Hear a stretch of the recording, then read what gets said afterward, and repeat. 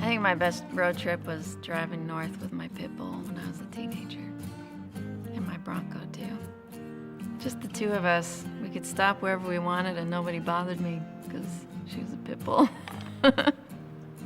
Well, when I was really little, my mom's family lived in Florida and we lived in Michigan, so we would take that road trip.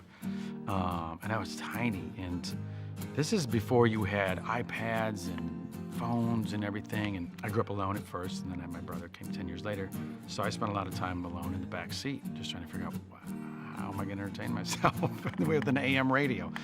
And we had such a great time, and I would remember, I'm a big believer in make-believe, and I would just use my imagination. I loved motorcycles, so as we drove, I would imagine myself on a motorcycle going the whole way, right outside of my window, regardless of what, even if there was a road, I'd be like, wow, cornfield, lake, splash, yeah, I'm out. Somehow I made it out miraculously. But it was a wonderful world of make-believe. I come from a family of 8 kids. So we took a big trip in 2 cars, a Ford van and like a little Mazda RX-7 or something. And at that time, I only had one sister who could drive. So it was only my mom and my dad and my sister who could drive. And the rest of us were just little kids screaming and yelling the whole time. And we drove from California to Illinois and back and just did a whole big loop. One funny time was when my sister thought that the other car was in front of her, but we were actually behind her.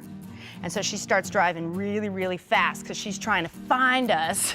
And so we're like, oh no. And of course, this is long before cell phones, you know, so that was pretty hilarious. It was like 2 miles of this high-speed chase. When I was 7 years old, Disneyland was just a few years old, and my brother was in the Navy. He was stationed in Chula Vista, and so we lived in Washington State, and mother and father and my sister and I went down to see brother, right? And I have terrible car sickness, and we just got to the point where my mother and father just kept driving. Maybe you guys won't think that's such a riot. But I had a much nicer trip when my husband and I were first together, and we drove across the country. And I saw my country with my new husband.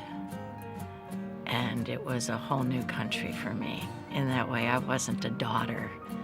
I was with this guy I intended to spend the rest of my life with. And when we have children, we have to show them this. And, oh, I saw this with my parents, but it looks a little different now with you. And just that kind of perspective and change of perspective was really great. For more, go to SavannahSunriseMovie.com.